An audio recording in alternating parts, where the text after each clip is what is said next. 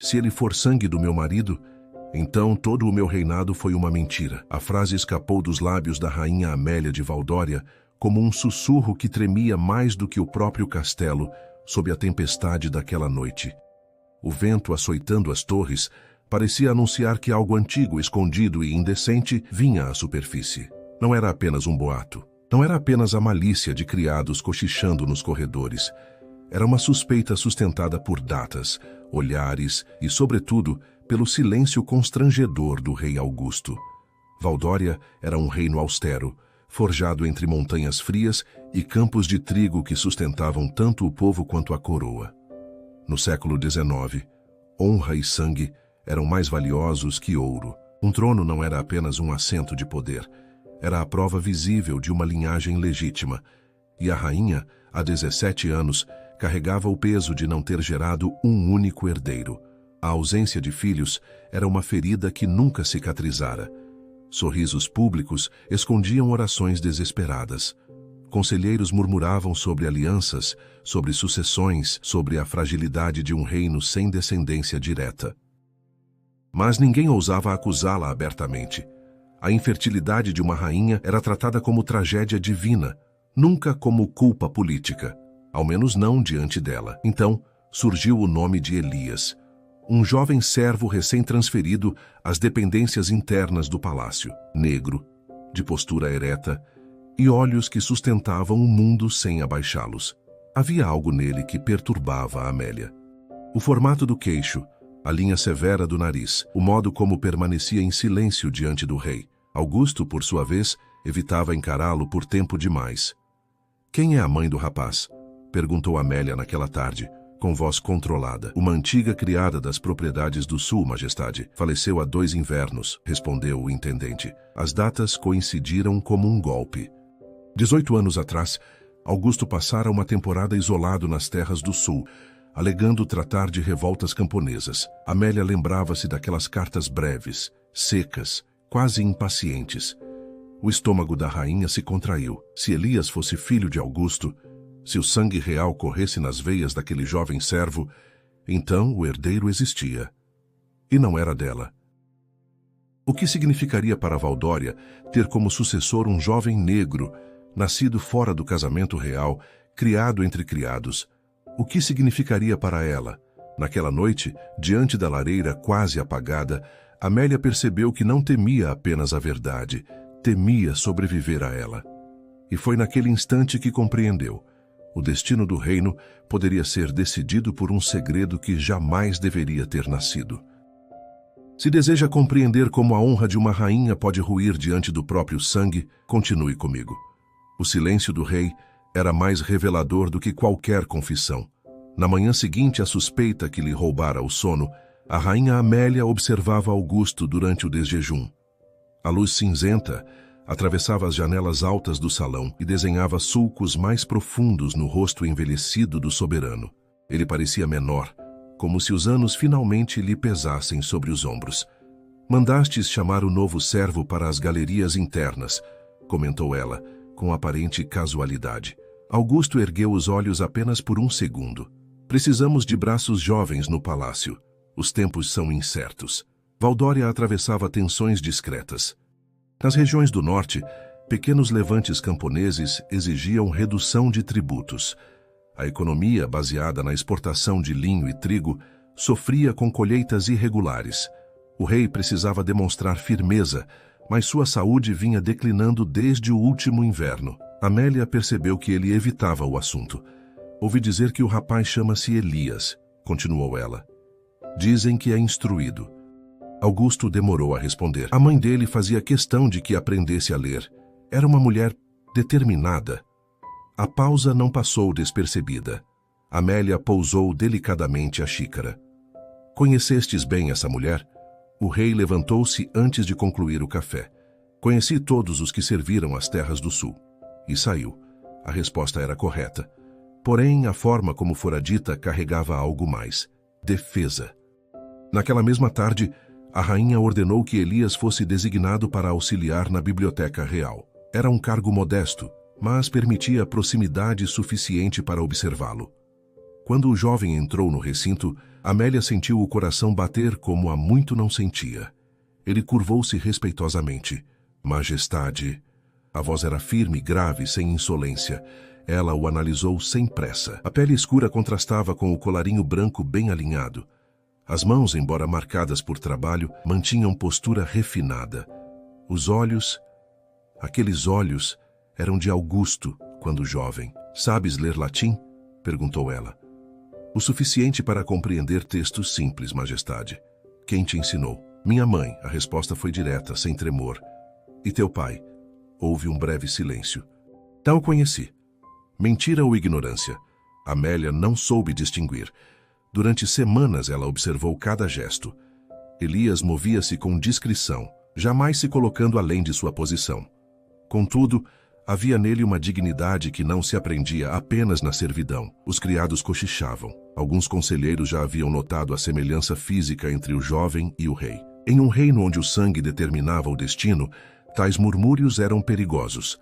Certa noite, enquanto Augusto repousava em seus aposentos, Amélia decidiu confrontá-lo. Preciso que me olhes nos olhos, disse ela, fechando a porta.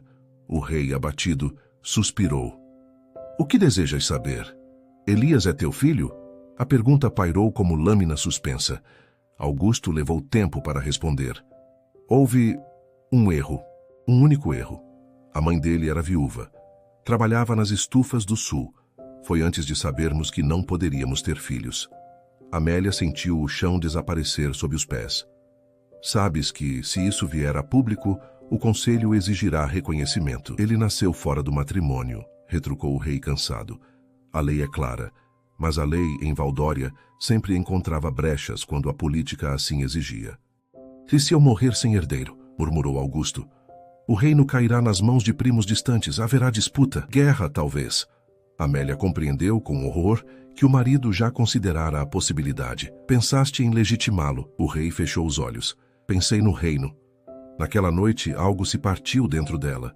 Não era apenas traição conjugal. Era a percepção de que sua esterilidade transformara o erro dele em solução política. Nos dias seguintes, Augusto começou a apresentar febres persistentes. O médico real diagnosticou fraqueza do coração. A corte entrou em estado de alerta contido. Elias, alheio às discussões internas, continuava seus deveres, porém notava os olhares, sentia o peso de algo não dito. Certa tarde, enquanto organizava manuscritos, foi surpreendido pela rainha. Se tivesses oportunidade de mudar teu destino, aceitarias? Perguntou ela sem preâmbulo. Ele hesitou. Majestade, meu destino é servir. E se não fosse? Os olhos dele se ergueram, confusos, mas firmes. Não saberia responder. Naquele instante, Amélia viu não apenas o filho do marido. Viu um jovem que jamais pedira para carregar o fardo de um segredo real. Mas a compaixão não apagava o medo. Se Augusto morresse, e tudo indicava que sua saúde declinava, o reino exigiria estabilidade. O conselho pressionaria por um sucessor claro, e Elias poderia tornar-se tanto salvação quanto escândalo. O inverno aproximava-se com presságios sombrios, e Amélia compreendia que, quanto mais o rei enfraquecia, mais o nome do jovem servo ganhava peso invisível nos corredores de pedra. A ruína começava antes mesmo da morte. Quando o sino maior da Torre Leste tocou 3 vezes fora do horário habitual, toda a corte compreendeu que algo estava errado. O rei Augusto passara a noite em delírio febril. O médico real saíra dos aposentos com o semblante carregado, evitando qualquer pergunta direta. Nos corredores, criados se benziam discretamente. Conselheiros reuniam-se em pequenos grupos, murmurando sobre sucessão, tratados e possíveis alianças militares. A rainha Amélia permanecia sentada ao lado do leito do marido. Observava o homem que, durante décadas, representara a autoridade incontestável. Agora, porém, ele parecia reduzido à fragilidade de qualquer mortal. Amélia, murmurou ele com voz entrecortada, o reino não pode cair. Ela segurou a mão dele, fria e trêmula. O reino sobreviverá, respondeu, embora não tivesse certeza. Naquela mesma manhã, o Conselho de Regência solicitou audiência urgente. A sala oval estava mais silenciosa do que nunca. Homens de casaca escura e expressão rígida aguardavam a soberana. Majestade, iniciou o chanceler Raul de Veira, precisamos discutir a linha sucessória. O estado de saúde do rei exige prudência. Prudência. A palavra soava como ameaça. Ainda há vida em meu esposo, replicou Amélia firme, e rezamos por isso, acrescentou outro conselheiro. Contudo, Valdória não pode permanecer sem definição. O povo observa. As províncias do norte já demonstram inquietação. A ausência de herdeiros legítimos era fato conhecido. Parentes distantes do rei, pertencentes a ramos secundários da família real, já mantinham emissários discretos na capital. Raul respirou fundo antes de continuar. Há rumores circulando no palácio. Amélia manteve o olhar fixo. Que rumores? Sobre um jovem servo, Elias. O nome ecoou na sala como pedra lançada em vidro. Cuidado com o que insinuais, advertiu a rainha. Não insinuamos, majestade. Investigamos. A mãe do rapaz serviu nas propriedades do sul durante a estadia prolongada de sua majestade, 18 anos atrás. As datas são conhecidas. O silêncio tornou-se pesado. E supondo que tais rumores tenham fundamento? Perguntou Amélia, testando o terreno. Nesse caso, respondeu Raul, o conselho poderia considerar a legitimação póstuma se fosse do interesse da estabilidade do reino. A palavra legitimação pairou como sentença. Amélia compreendeu que o destino não estava mais apenas em suas mãos. Pergunto-lhe, leitor atento, de que lugar acompanha esta história? Das terras quentes, das montanhas frias ou das cidades agitadas? Pois saiba que em qualquer parte do mundo do século XIX, sangue e poder jamais caminham separados. Deixai-me, disse a rainha, encerrando a reunião. Ao sair, sentiu o peso de cada passo. Naquela tarde, chamou Elias novamente à biblioteca. Ele entrou, como sempre, respeitoso. Majestade. Ela o fitou longamente. Se te dissessem que teu pai foi um homem de posição elevada, o que sentirias? Elias hesitou. Não mudaria o que vivi, majestade. Minha mãe ensinou-me que honra não depende de nome, mas de conduta. A resposta foi como lâmina suave. E se esse homem estivesse morrendo? Os olhos do jovem vacilaram pela primeira vez. Então eu rezaria por ele, mesmo sem conhecê-lo. A dignidade dele a perturbava mais do que qualquer ambição teria perturbado. Na madrugada seguinte, o rei sofreu uma crise mais severa. O médico declarou que os dias estavam contados. Chamado às pressas, o conselho reuniu-se novamente. Alguns defendiam convocar imediatamente os primos reais. Outros sugeriam aguardar. Raul, mais ousado, declarou: se houver herdeiro de sangue direto, ainda que nascido fora do matrimônio, devemos agir antes que facções rivais o façam. Amélia sentiu-se encurralada. No leito, Augusto pediu para ver Elias. A notícia correu como fogo em palha seca. Quando o jovem entrou no quarto real, o ar parecia suspenso. Ele aproximou-se, confuso, mas obediente. O rei abriu os olhos com esforço. Elias, sussurrou. O rapaz ajoelhou-se. Senhor, Augusto segurou-lhe a mão. Há verdades que pesam mais do que a coroa. Amélia observava, imóvel. Perdão, murmurou o rei. Elias não compreendia plenamente, mas algo dentro dele começava a encaixar-se como peça esquecida. Horas depois, o rei Augusto faleceu sem deixar filhos reconhecidos com a rainha. O sino da Torre Leste tocou novamente. Desta vez no horário correto. Valdória estava oficialmente sem herdeiro. Mas os corredores já sussurravam um nome. E a ruína da rainha aproximava-se não apenas pela perda do marido, mas pela ascensão inevitável de um segredo que agora pertencia ao reino inteiro. A morte do rei não trouxe apenas luto, trouxe cálculo. O corpo de Augusto ainda repousava na câmara ardente, envolto em velas e incenso, quando as primeiras articulações políticas começaram a tomar forma. Em Valdória, a dor tinha prazo curto, a estabilidade vinha antes das lágrimas. A rainha Amélia mantinha postura irrepreensível diante do povo. Vestida de negro profundo, o rosto velado por renda discreta, recebia cumprimentos e condolências com serenidade quase mecânica. Mas por dentro, uma tempestade lhe dilacerava o espírito. O conselho reunira-se em caráter permanente. Majestade, declarou Raul de Veira na terceira sessão após o falecimento. Precisamos de decisão. Os primos de Lencastre já enviaram carta reivindicando o direito ao trono. São parentes distantes, respondeu Amélia com frieza. O povo não os conhece. Justamente por isso, tememos instabilidade. Outro conselheiro interveio. Há também a alternativa do jovem Elias. O nome agora era pronunciado sem disfarces. Amélia sentiu o peso de cada olhar voltado para ela. Não há reconhecimento oficial, disse. Mas há testemunhos, insistiu Raul. Antigos trabalhadores das terras do sul afirmam que o rei sustentou discretamente a mãe do rapaz durante anos. A informação a atingiu como novo golpe. Sustentou, em segredo, durante todo o tempo. A legitimação póstuma exige assinatura real, argumentou Amélia. Ou aprovação unânime do conselho em caso de falecimento súbito, respondeu Raul. O mecanismo legal existia. Fora criado décadas antes para evitar guerras civis. Enquanto isso, Elias permanecia isolado em seus aposentos simples. A notícia da morte do rei o abalara de maneira estranha. Havia dor, ainda que não pudesse nomeá-la completamente, e havia temor. Naquela tarde, 2 guardas foram designados para acompanhá-lo. Estou sob acusação? Perguntou ele ao capitão. Estais sob observação, respondeu o homem, evitando detalhes. No pátio interno, criados cochichavam abertamente. Alguns o olhavam com desprezo, outros com curiosidade quase reverente. Certa noite, a camareira mais antiga do palácio aproximou-se dele. Tua mãe falava pouco, disse ela em voz baixa, mas chorava nas despedidas.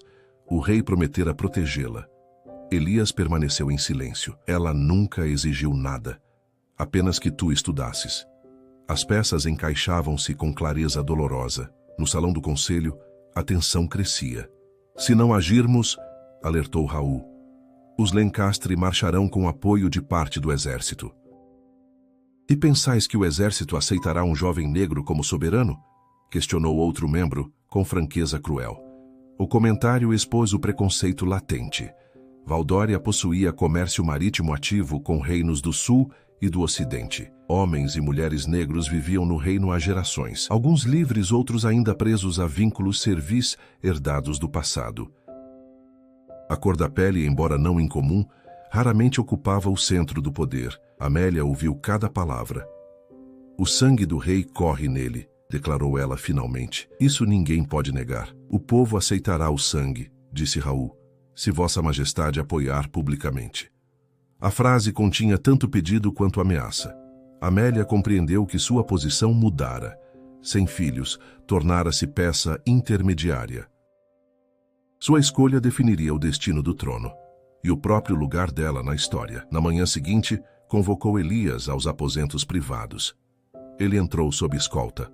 Sabes o que discutem sobre ti? Perguntou ela sem rodeios. Sei que me olham como algo que não escolhi ser, respondeu ele. Ela aproximou-se da janela. És filho do rei Augusto. O silêncio que se seguiu parecia eterno. Elias não recuou, mas o ar lhe faltou por um instante. Então ele... Sabia? Sabia. E por que nunca me chamou de filho? A pergunta cortou mais fundo do que qualquer acusação. Amélia fechou os olhos. Porque eu existia. A honestidade crua pairou entre ambos. O conselho deseja considerar tua legitimação, continuou ela. E Vossa Majestade? A pergunta devolveu-lhe o peso da escolha. Amélia voltou-se para ele. Desejo estabilidade para Valdória. Ele sustentou o olhar. E eu desejo honra. Não aceitarei um trono que envergonhe a memória de minha mãe. A resposta a surpreendeu. O trono não é honra, é dever. Então que seja dever, disse ele com firmeza inesperada. Nos dias seguintes, a cidade fervilhava em rumores. Panfletos anônimos surgiam nas tavernas. Alguns defendiam o filho oculto do rei. Outros alertavam para o escândalo da coroa. A pressão tornou-se insustentável. Na sessão decisiva, Raul levantou-se. Que se vote. Um a um, os conselheiros declararam posição. Não por idealismo, mas por cálculo político. A maioria temia guerra civil mais do que preconceito. A decisão foi tomada. Elias seria reconhecido como filho legítimo de Augusto, por decreto extraordinário do conselho, com o apoio formal da rainha. Restava apenas o anúncio público. Quando a ata foi entregue a Amélia para assinatura, sua mão tremeu pela primeira vez desde o funeral. Ao assinar, compreendeu que não apenas legitimava um herdeiro, selava a própria transformação. A rainha que jamais gerara filhos agora criava um rei, mas o que ainda não sabia era que a maior reviravolta não residia na ascensão de Elias, e sim nas consequências que sua própria escolha desencadearia dentro e fora do palácio. O anúncio foi feito ao amanhecer diante da praça principal de Valdória. Os sinos tocaram em cadência solene, não fúnebre. A multidão reunida ainda carregava o luto do rei Augusto, mas a incerteza pesava mais que a tristeza. Soldados alinhavam-se ao redor do palanque real. Bandeiras negras misturavam-se às cores tradicionais do reino. A rainha Amélia surgiu primeiro, vestida ainda em luto profundo. Sua postura era rígida, quase esculpida em mármore. Ao lado dela, alguns passos atrás, estava Elias. Vestia traje formal emprestado da guarda cerimonial. O tecido não fora feito para ele, mas ainda assim carregava dignidade. Sua pele escura contrastava com o dourado dos bordados reais. Alguns olhos na multidão arregalaram-se, outros estreitaram-se em desconfiança. O chanceler Raul leu o decreto em voz alta. Por decisão unânime do Conselho de Regência e com a anuência de Sua Majestade, a rainha Amélia de Valdória declara-se Elias, filho natural do falecido rei Augusto, como herdeiro legítimo do trono de Valdória. Um murmúrio percorreu a praça, como vento, atravessando o trigo seco. Amélia deu um passo à frente. O sangue de meu esposo não se perdeu, declarou ela. O reino não ficará órfão. Não houve aplausos imediatos. Houve silêncio, um silêncio carregado de avaliação. Elias foi instruído a ajoelhar-se. Raul colocou sobre seus ombros a faixa provisória de sucessor. Não era ainda a coroa, mas era símbolo suficiente. Naquele instante, Amélia sentiu algo inesperado. Não apenas perda, mas deslocamento. O centro de Valdória movia-se diante de seus olhos. Nos dias seguintes, a cidade dividiu-se. Mercadores viam na decisão uma garantia de estabilidade comercial. Camponeses, muitos descendentes de povos mistos e trabalhadores das rotas marítimas, demonstravam curiosidade e até certo orgulho contido. Já parte da nobreza tradicional murmurava indignação em salões fechados. Um bastardo, sussurrava o conde Esteban de Lencastre. E ainda por cima, ele não concluía a frase, mas o preconceito era claro. Em reunião privada, Esteban confrontou Raul. Isso é afronta às antigas casas de sangue puro. É preservação da paz, respondeu o chanceler. Preferis guerra? Enquanto isso, Elias era submetido a instruções intensivas: etiqueta, estratégia militar, economia do reino, história das dinastias. Passava horas na antiga sala de mapas com generais que o observavam com cautela. Certa tarde, após longa sessão, procurou a rainha. Majestade, desejais falar comigo? Ela estava na galeria de retratos dos antigos soberanos. Olha para eles, disse ela. Homens que nasceram preparados, criados para governar. E eu não fui, respondeu ele. Não. A franqueza dela já não trazia veneno, mas cansaço. Por que me apoiaste? Perguntou ele. A pergunta era simples, mas carregava camadas. Porque Valdória precisava de continuidade, respondeu ela. Apenas por isso? Amélia demorou a responder. Também porque seria covardia negar o que era evidente. Ele assentiu lentamente. Não desejava usurpar nada. E não usurpaste, disse ela pela primeira vez com firmeza quase maternal. O trono era teu por sangue. Eu apenas reconheci. A relação entre ambos começava a transformar-se. Não era afeição plena, mas deixava de ser hostilidade silenciosa. Entretanto, as tensões externas cresciam. Na província norte de Bragor, nobres locais declararam que não reconheceriam o novo herdeiro. Tropas foram mobilizadas sob pretexto de manutenção da ordem. Relatórios indicavam movimentação suspeita de armas. Raul levou as notícias ao palácio. Precisamos agir antes que se tornem rebelião aberta. Elias ouviu atentamente. Se marcharmos agora, parecerá imposição pela força, disse ele. Os conselheiros trocaram olhares. E qual é tua proposta? Perguntou Raul. Irei a Bragor. O salão ficou em silêncio. Sozinho? Questionou um general.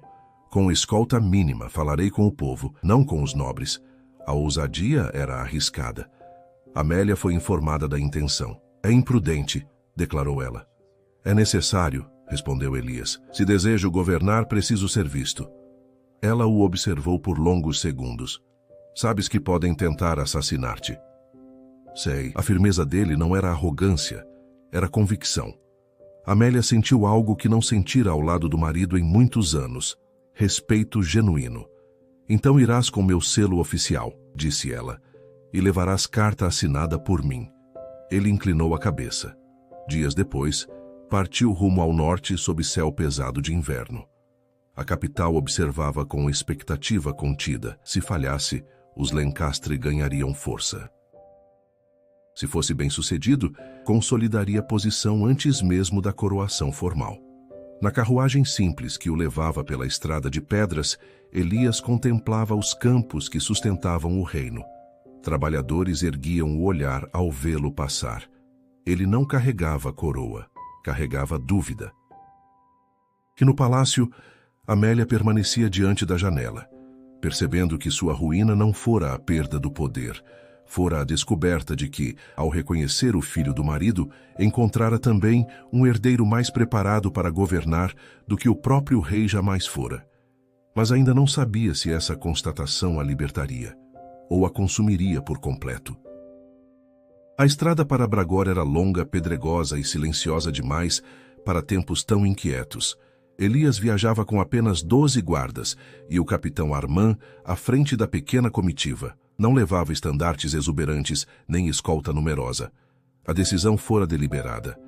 Apresentar-se não como conquistador, mas como legítimo herdeiro disposto a ouvir. O inverno tornava o ar cortante. Ao atravessarem vilas menores, os habitantes interrompiam seus afazeres para observar a passagem. Alguns inclinavam discretamente a cabeça. Outros apenas fitavam, indecisos. No terceiro dia de viagem, alcançaram os arredores de Bragor. A província era conhecida por seu orgulho antigo. Ali, famílias nobres mantinham influência direta sobre as terras e os camponeses. O conde Esteban de Lencastre exercia liderança informal, mesmo sem proclamar rebelião aberta. Antes de entrar na cidade principal, Armand aproximou-se da carruagem. Senhor, há movimentação incomum junto ao quartel local. Esperado, respondeu Elias com serenidade contida. Não viemos provocar. Ao cruzarem os portões, o silêncio foi absoluto. Nenhum sino tocou, nenhuma saudação oficial. Na praça central, um grupo de homens aguardava. Entre eles Esteban, alto, barba grisalha bem aparada, postura altiva. Vejo que o herdeiro veio pessoalmente, disse ele sem inclinar-se. Elias desceu da carruagem. Vim falar com o povo de Bragor. O povo já tem seus líderes. Ainda assim desejo ouvi-los. Esteban cruzou os braços. O que pretende provar? Elias sustentou o olhar, que Valdória não pertence a um sobrenome, mas à continuidade de seu sangue e de sua ordem. Alguns murmúrios ecoaram ao redor. Sangue? Retrucou Esteban, com ironia mal contida. Muitos questionam o que corre em suas veias. O insulto estava implícito, mas claro. Elias não se exaltou. O que corre em minhas veias é o mesmo que correu nas de Augusto, e se duvidais posso mostrar documentos, testemunhos e o decreto do conselho. Ele retirou do bolso interno o selo da rainha Amélia. Venho com apoio formal da coroa. Esteban permaneceu em silêncio por instantes. Documentos não mudam tradição. Nem tradição deve destruir o reino, respondeu Elias. A tensão poderia ter se transformado em confronto ali mesmo. Porém, algo inesperado ocorreu. Uma mulher idosa atravessou a praça apoiada em bengala. Eu servi nas terras do sul, declarou em voz alta. Conheci a mãe dele. Todos se voltaram. Ela era mulher honrada. O rei nunca a abandonou. Mandava recursos todo o inverno. O testemunho espontâneo causou murmúrio crescente. Não nego que nasceu fora do casamento, continuou a mulher, mas negar-lhe o nome do pai agora é negar o próprio rei. Esteban percebeu que a situação escapava do controle absoluto da nobreza. Elias deu um passo à frente. Não vim exigir fidelidade cega. Vim oferecer estabilidade.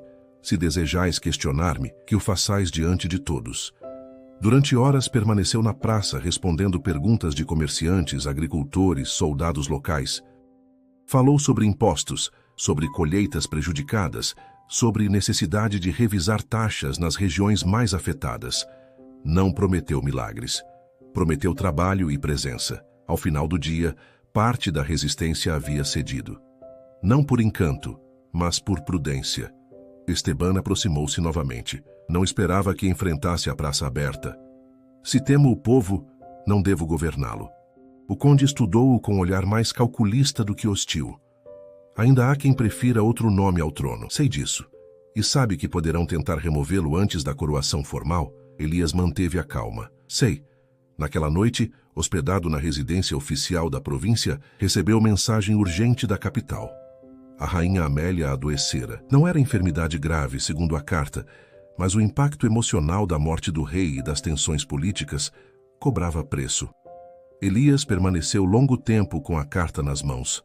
Armand aproximou-se. Deseja retornar? Ele olhou pela janela, para as luzes dispersas da cidade. Se retorno agora parecerá fraqueza. Se fico, deixo-a só. A escolha pesava.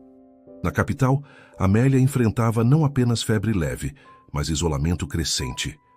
Parte da nobreza evitava visitá-la. Sua decisão de apoiar Elias custara-lhe alianças antigas. Certa noite, recebeu visita inesperada de Raul. Majestade, a missão em Bragor está surtindo efeito. Ela assentiu cansada. Ele é mais hábil do que imaginávamos. Sim. Houve breve silêncio.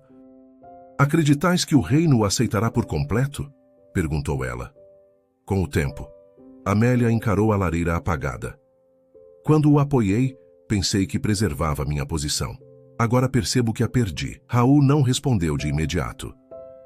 Perdestes o papel de única guardiã do trono, disse enfim. Mas talvez tenhais ganho algo diferente. Ela não compreendeu plenamente naquele instante. Em Bragor, ao amanhecer seguinte, Elias recebeu delegação de líderes locais declarando o reconhecimento provisório. Não era vitória absoluta, mas era avanço decisivo. Ao preparar-se para retornar à capital, sabia que a fase seguinte seria ainda mais delicada. A coroação. E com ela, a consolidação definitiva de um destino que nascera de segredo, crescera em conflito e agora exigia coragem final. A notícia do reconhecimento provisório de Bragor chegou à capital antes mesmo de Elias cruzar os portões de Valdória. Os sinos não tocaram dessa vez, mas os corredores do palácio voltaram a respirar. A resistência mais perigosa fora contida sem derramamento de sangue. Ainda havia murmúrios, ainda havia orgulho ferido entre certas casas nobres. Porém, a ameaça de guerra civil diminuíra. Quando a carruagem de Elias entrou na praça central, não encontrou silêncio hostil como antes. Encontrou expectativa. A rainha Amélia observava da sacada superior. Seu semblante estava mais pálido que semanas atrás. A enfermidade leve persistira, alimentada menos por febre e mais por desgaste emocional. Elias subiu as escadas do palácio sem pompa. Ao vê-la, inclinou-se profundamente. Majestade. Ouvi que falaste ao povo por horas, respondeu ela. Ouvi mais do que falei. Ela permitiu um discreto sorriso. Essa talvez seja a diferença entre governar por direito e governar por medo. Ele hesitou antes de perguntar. Estás melhor? O suficiente para assistir à tua coroação. A data fora marcada para dali a 3 semanas. Tempo necessário para organizar cerimônia, garantir apoio militar e consolidar acordos com as províncias. Contudo, nem todos estavam satisfeitos. O conde Esteban, embora tivesse cedido publicamente em Bragor, mantinha articulações discretas com 2 generais insatisfeitos. A estratégia não era confronto direto, mas constrangimento político durante a coroação, questionar formalmente a legitimidade no momento solene, criando crise institucional. Raul descobriu o plano por meio de informante. Se permitirmos que falem durante o rito, lançarão dúvida diante de todo o reino, alertou ele. E se os impedirmos à força? Perguntou um oficial. Parecerá tirania. Elias ouviu tudo em silêncio. Deixem que falem, decidiu. O salão ficou imóvel. Senhor, isso pode desestabilizar tudo, advertiu Raul. Ou pode encerrar a questão diante de todos. Amélia foi informada da decisão. Tens consciência do risco? Perguntou ela. Tenho. Ela aproximou-se lentamente. Augusto evitava confrontos públicos. Preferia acordos nas sombras. E funcionou por um tempo, respondeu Elias com suavidade. Mas as sombras criaram-me. A frase atingiu-a profundamente. No dia da coroação, a Catedral de Valdória estava repleta. Nobres, militares, representantes das províncias e delegações estrangeiras ocupavam seus lugares sob vitrais que filtravam a luz fria da manhã. Elias caminhou pelo corredor central vestindo o traje cerimonial, ajustado especialmente para ele. Não escondia sua origem, não disfarçava sua cor, caminhava com dignidade tranquila. Amélia seguia logo atrás, como rainha viúva e regente, até a conclusão do rito. Quando o arcebispo iniciou a proclamação formal, a voz de Esteban ecoou pelo templo. Antes que a coroa toque sua cabeça, exijo revisão pública da legitimidade. O murmúrio espalhou-se. Elias virou-se lentamente. Tendes a palavra, conde. Esteban avançou alguns passos. A tradição de Valdória baseia-se em casamento sagrado. O novo herdeiro nasceu fora dele. Elias não elevou o tom. É verdade. Nasci fora do matrimônio real. Não escolhi tal condição. Alguns olhares se suavizaram, mas fui reconhecido pelo conselho e apoiado pela rainha. O sangue que herdei não depende de cerimônia, mas de fato. Ele voltou-se para o arcebispo. Se alguém aqui possui prova contrária, que a apresente agora. O silêncio prolongou-se. Esteban não possuía prova, apenas preconceito e tradição. Não questiono o sangue, insistiu ele, já menos firme. Questiono o precedente. Elias respondeu. O precedente que estabeleço é simples. Valdória pertence à estabilidade e à justiça. Se minha origem é imperfeita, que meu governo não o seja. A frase ecoou sob as abóbadas.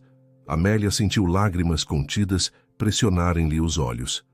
Não de tristeza, mas de compreensão tardia. Esteban recuou. Sem objeções formais, o arcebispo prosseguiu. A coroa de Valdória foi colocada sobre a cabeça de Elias. Naquele instante, não houve explosão de aplausos, mas houve algo mais sólido: aceitação. Ao final da cerimônia, o novo rei voltou-se primeiro para Amélia e inclinou-se diante dela. Nada disso existiria sem vossa decisão. Ela respondeu em voz baixa. Governa melhor do que nós governamos. Naquela noite, já nos aposentos privados, Amélia contemplava o palácio que por tantos anos chamara de centro de seu mundo. Perdera o marido, perdera o papel de única soberana, perdera alianças, mas não perdera a dignidade. Bateu à porta leve. Era Elias. Vim agradecer, disse ele. Já o fizeste diante de todos. Não como filho. A palavra pairou entre eles. Amélia respirou fundo. Não te gerei, mas reconheci-te. Talvez isso seja forma distinta de maternidade. Ele inclinou a cabeça, emocionado, mas contido. Valdória lembrará de vós como rainha que evitou guerra. Ela sorriu pela primeira vez com serenidade plena. Espero que lembre de ti como o rei que transformou o erro em legado. Ao deixar o aposento, Elias já não era servo, nem segredo.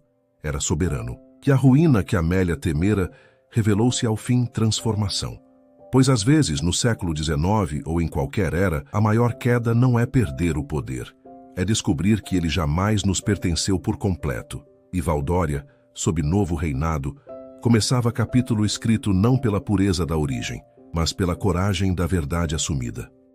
Se chegaste até aqui, acompanha agora os últimos passos de uma rainha que precisou perder tudo para compreender o verdadeiro significado de governar.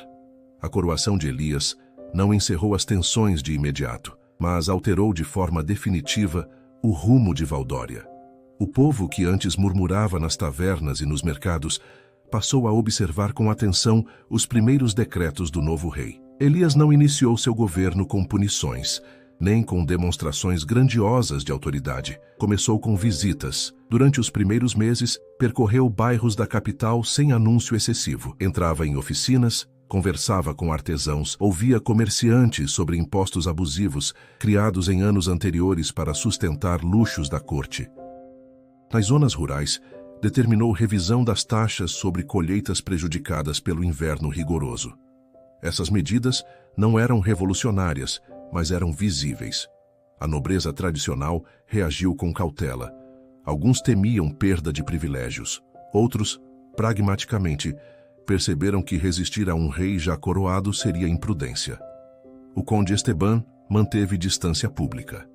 Seus aliados mais inflamados, percebendo a falta de apoio popular, recuaram. O exército, cujo soldo foi pago pontualmente e reajustado conforme promessa feita em Bragor, declarou lealdade formal sem ressalvas. Enquanto isso, a rainha Amélia retirou-se progressivamente das decisões diretas. Continuava presente nas cerimônias oficiais, mas seu papel transformara-se. Certa tarde, caminhando pelos jardins internos, foi abordada por duas jovens damas da corte. Majestade, disse uma delas, o povo comenta que salvastes o reino de guerra. Amélia respondeu com serenidade. O reino salvou-se porque aceitou a verdade.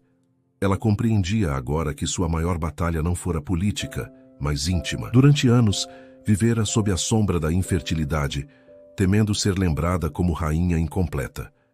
A descoberta de Elias parecera humilhação irreparável. Contudo, ao apoiá-lo, escolhera o bem do reino acima do orgulho ferido. Essa escolha redefinira seu legado. Elias, por sua vez, carregava consciência constante de sua origem. Não a escondia, tampouco a transformava em bandeira. Sabia que cada decisão sua seria observada com atenção redobrada. Em sessão do conselho, meses após a coroação, apresentou proposta ousada para a época: criação de bolsas de estudo destinadas a filhos de trabalhadores das rotas marítimas e das regiões agrícolas, independentemente de origem social. Educação fortalece o reino mais do que muralhas, declarou. Raul, já envelhecido, sorriu discretamente. Via diante de si não apenas o filho do antigo rei, mas governante de visão própria. Em uma noite de primavera, Elias visitou os aposentos de Amélia. Ela bordava à luz de lamparina. Entras como rei ou como filho? Perguntou ela com um leve humor. Como ambos, se me permitis. Sentou-se diante dela. Tenho pensado em oficializar algo, disse ele. Desejo que sejais reconhecida não apenas como rainha viúva, mas como mãe do reino. Ela ergueu os olhos, surpresa. Não gerei herdeiro algum. Gerastes estabilidade, respondeu ele. E reconhecestes aquele que poderia tê-la negado. O título não era comum, mas simbolizava respeito público. Amélia sentiu o peso da emoção que durante tanto tempo negara a si mesma. Tua mãe biológica ensinou-te a ler, disse ela após breve silêncio. Eu apenas assinei um decreto. Assinastes meu destino, replicou ele. Os anos seguintes consolidaram o reinado. Reformas administrativas reduziram privilégios excessivos sem provocar ruptura abrupta. Valdória fortaleceu o comércio externo e investiu em infraestrutura portuária. Conflitos internos diminuíram. Naturalmente, desafios surgiram. Secas, disputas comerciais, tensões diplomáticas. Mas o trono permanecia firme. A figura de Elias tornou-se símbolo de transição, não por romper violentamente com o passado, mas por assumir sua própria história sem vergonha. Quanto a Amélia, sua saúde oscilou com o tempo. Nunca recuperou plenamente o vigor da juventude, mas também nunca mais foi dominada pelo medo da ruína. Certa manhã, ao observar o rei discursar para a delegação estrangeira, percebeu algo essencial. Ele não precisava mais de sua proteção. Sentiu paz. Antes de recolher-se definitivamente à ala mais tranquila do palácio, chamou Elias uma última vez para a conversa prolongada. Lembras-te da noite em que temi que teu sangue destruísse meu reinado? Perguntou ela. Lembro, estava enganada. Não foi teu sangue que ameaçou tudo. Foi meu orgulho. Ele permaneceu em silêncio respeitoso. Governa com humildade, aconselhou ela. A verdade que nos salvou pode também nos julgar. Ele ajoelhou-se diante dela, gesto que já não era protocolo, mas afeto. Vosso nome será lembrado ao lado do meu. Meses depois, quando Amélia faleceu serenamente em seus aposentos, o luto do reino foi sincero. Não houve sussurros de escândalo. Houve reconhecimento. Nos registros oficiais de Valdória, passou a constar que foi ela quem evitou guerra civil, ao reconhecer o herdeiro legítimo do rei Augusto. Elias, agora soberano consolidado, manteve o retrato dela na galeria principal. Não como lembrança de tragédia, mas de escolha corajosa. Assim, a história que começou com suspeita e ruína, terminou com transformação. No século XIX, onde honra, sangue e tradição moldavam destinos com rigidez implacável, uma rainha escolheu a verdade acima do orgulho. Um servo tornou-se rei não por ambição, mas por dever. E Valdória aprendeu que legitimidade não nasce apenas do matrimônio, mas da coragem de assumir o que é real.